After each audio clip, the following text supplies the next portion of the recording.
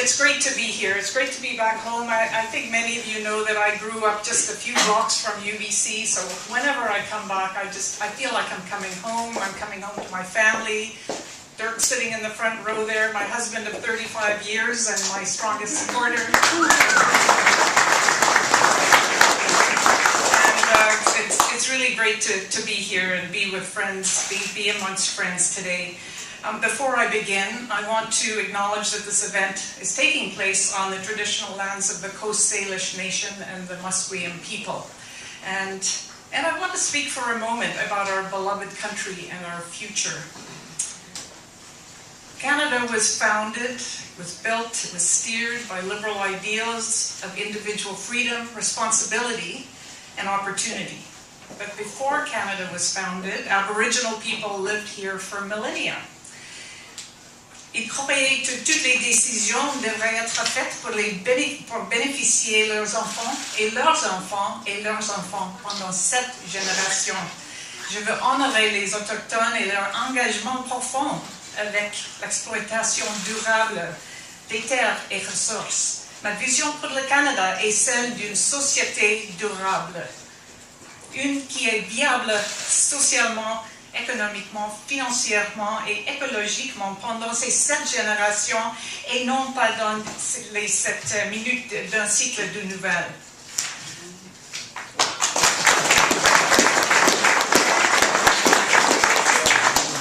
So, First Nations people believe that all their decisions must be made for the benefit of their children and their children and their children for 7 generations. So I'm honoring First Nations people's wisdom and their deep commitment to the sustainable stewardship of land and resources. My vision is for a truly sustainable society in Canada, one that is socially, one that is socially, environmentally, economically, and fiscally viable for the next 7 generations, and not just the next 7 months of an economic plan, or the next 7 minutes of a news cycle. So how do we do that? How do we make that vision a reality? How do we ensure a sustainable future for our kids and our grandkids? And I think by recalling those first moments when I realized just how precious this earth is to me. And one of those moments came when, years ago, while Dirk and I were planting trees outside of Port Eliza on the west coast of Vancouver Island, and that whole coastal forest, rainforest, hillside had been completely clear-cut. We were standing on the hillside and we can see the steep cut blocks right down to the ocean. And Dirk and I looked over this vast expanse of stumps, and we talked about the terrible impact this kind of logging has on the landscape. Soils would be slumping into the ocean. That hillside would be barren rock, we knew, before too many years. And then we saw something else. And we looked across that expanse and we saw gray whales rising out of the ocean, making their way along the shoreline northward, blowing spume into the air. It was absolutely breathtaking. And I learned something in that moment. I learned just how important our reforestation work was to repair the logging, the logging disturbance. And I learned that logging must be done more responsibly and sustainably, and it was up to us to help that happen. And I also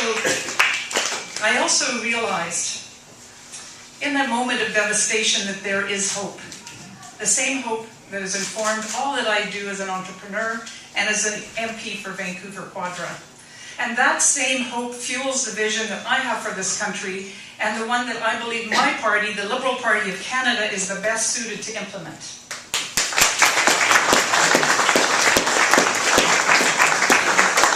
So the Liberal governments have introduced most of the practical but bold initiatives that have made this country great. And that's what we need right now. A vision that's not only bold, but that is achievable through experience and through pragmatic decision-making. So before those early days, before the cut blocks in Port Eliza, I learned many other things also. My family was an immigrant family leaving a country that had no democracy. And I saw my family work, thrive, grow, and I witnessed how much immigrants contribute to our country and how much we benefit. I grew to adulthood and I saw that women also faced enormous hurdles to having equal opportunity. And some of you will know my mother, Charlotte. Charlotte went back to UBC School of Architecture as an adult with 3 children. She was the only woman student in the school, in her class. But more than that, she had to have her husband's permission just to register. So we have come a long way, but we have a lot more to do. And I became one of those women who, through entrepreneurial drive and wonderful staff able to fix my sound system as I speak, who through entrepreneurial drive contributed to our country. And when I became a mother, I learned to come up with pragmatic solutions to challenges facing our family. But I saw something else too. I saw politicians in both BC and Ottawa undercutting equal opportunity. I saw bad fiscal policy undermining our children's future by loading debt on their future. And I saw the cumulative human impacts of our activities continuing to damage our ecosystems and our legacy. Our clean water, our clean land and air were being lost. And as an environmental entrepreneur, I bootstrapped a small proprietorship into a company that has planted over 1 billion trees across Canada.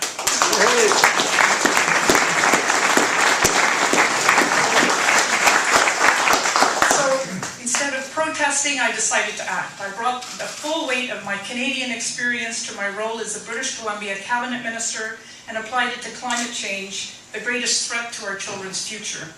And then I took all that I learned there to the national stage in Ottawa as the Member of Parliament for the riding of Vancouver Quadra. I went to Ottawa to do all that I could to engage people in good public policy to improve their lives. And today I go to Ottawa because I know we can do better and we must. And so that's why today I'm announcing in Vancouver my candidacy for the leader of the Liberal Party of Canada.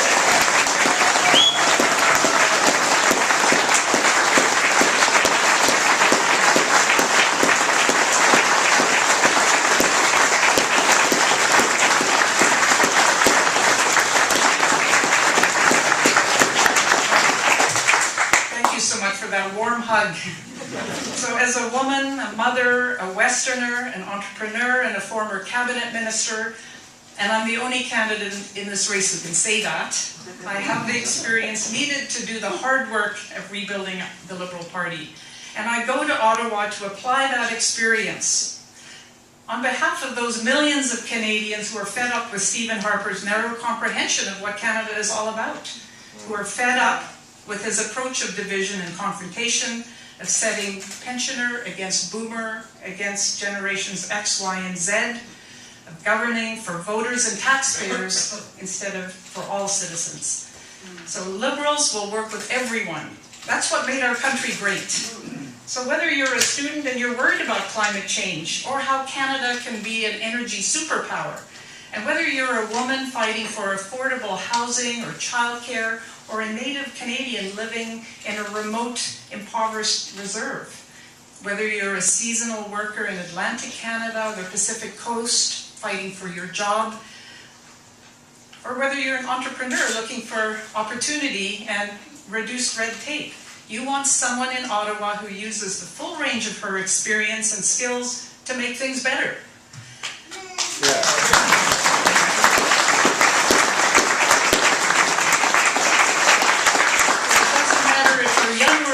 What political party you support. As a Liberal, I will work with you and make sure your values and your experience are properly represented in Ottawa. And I will work to bring your great ideas to Ottawa because I know that that's what you're looking for. Great ideas to ensure a better standard of living for you and your families, great ideas for a truly sustainable society, and great ideas to help Canada reoccupy a respected role on the world stage. Occupy the world stage.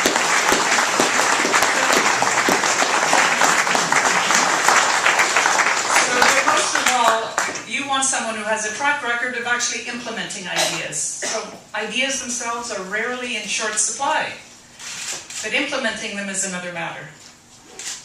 One of the problems that I faced as a Environment Minister for British Columbia was a patchwork of recycling regulations and not a good track record of recycling. And in fact, millions of liters of used oil and oil filters were leaching into our environment every year. So I had an idea to solve that. Let's have a framework for recycling that has integrity for all of the products. And let's make the producers, not the consumers, responsible for recycling.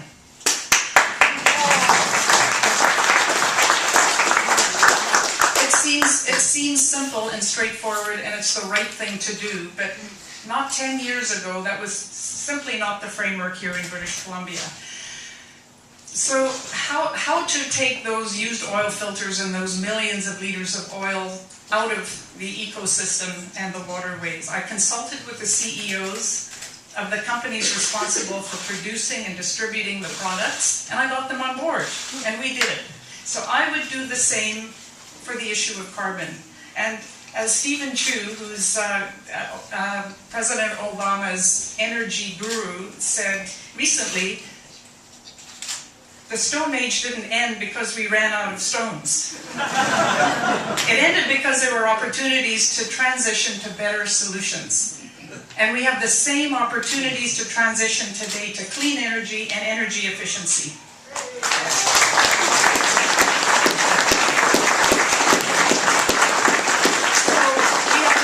Much needed transition in Canada. We're still seeing our Environment Minister in Doha standing strongly against action on climate change, and it's reprehensible and an embarrassment. Yeah.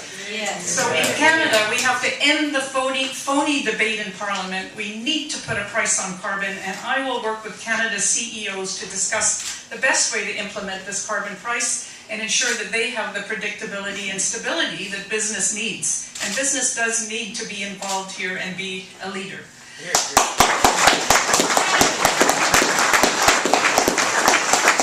a couple of other policy ideas that I'm starting my campaign with. One is to implement sensible ideas in our criminal justice system. Yes. This past week in Burnaby, we saw another example of how violence and the drug trade go hand in hand. And in this campaign, I will be speaking over the course of the campaign on how to stop the violence generated by the cannabis trade. Yes. The answer is not to decriminalize, it is to legalize. Yeah.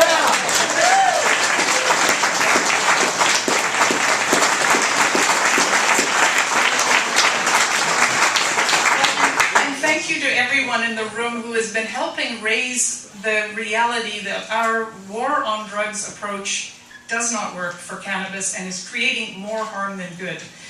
We need to regulate cannabis, control it, tax it, generate revenues from it. The laws as written are not sustainable, they must be changed. And what our Prime Minister is focused on is putting more young people in jails and putting the drug dealers in jail, but we could focus instead and should focus on putting the drug dealers out of business. The war on drugs approach has to end. And we could start by really debating this issue and others like it, contentious but important public policy in the House of Commons, debating with less confrontation, with more accountability and more transparency. And so what we need in order to have that happen is cooperation, not just in our parliament, in our democratic and electoral system, which is going downhill fast, in case anybody hasn't noticed the apathy in our elections. It's a plunging spiral of apathy. It saw our Prime Minister win with less than 40% of the vote. And we need a different electoral system, one that ensures better representation.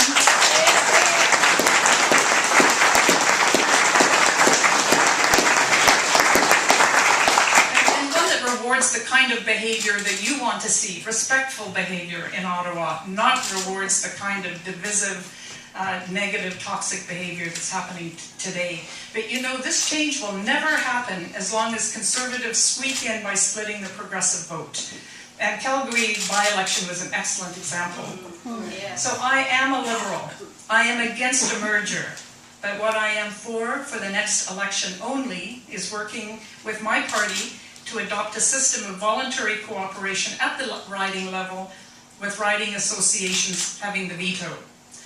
So I want to be absolutely clear, and this has been having some conversation in the media recently, you may have noticed, especially if you're on Twitter.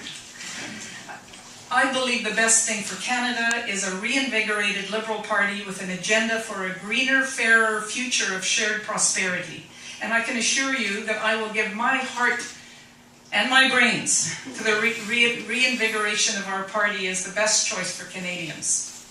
But the worst thing for Canada, the worst thing would be to continue to let Prime Minister Harper and his government dismantle our democracy and dismantle our social safety net, and more than that, dismantle our environmental safety net. We cannot let that happen. And I find it unimaginable that we can't find the will to cooperate on these key issues for Canadians. So I will be leading the charge on that.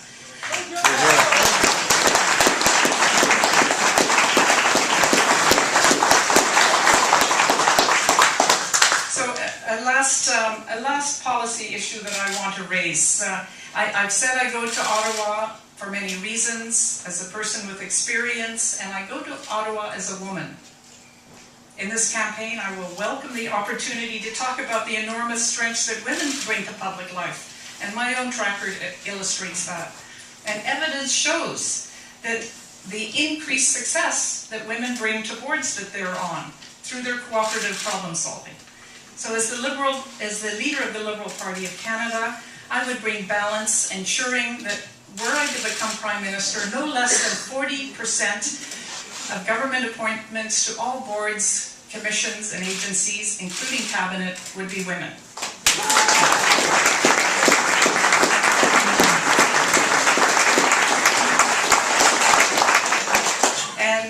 And I want to ensure the gentlemen in the room that I would ensure that no less than 40% are men. We'll work towards a greater balance on boards in our public corporations as well, not just government-appointed boards. I know it's something that Liberals will welcome. Better gender balance in our representation is something that our party wants as well. To modernize our organization, to change our culture, to utilize everyone's talents. And our party needs an experienced leader, someone strong enough to lead these changes. I'm confident that together we'll demonstrate that spirit of Liberal collaboration that unites people and transforms a party into a movement. Today, Canadians face the risks, the costs, and the harms of short-sighted behavior. Today we must lead the world in creating a truly sustainable society in all aspects of the word. The Liberal Party has the broad scope of Canadian experience to deliver collaborative sustainability with Canadians, for 7 generations. That's my vision. And as a Westerner, a woman, an entrepreneur, and a seasoned politician, I have the skills, I have the ideas that our party needs to move forward with rebuilding, with achieving electoral success and leading the country back to being a sustainable society in the future. Thank you.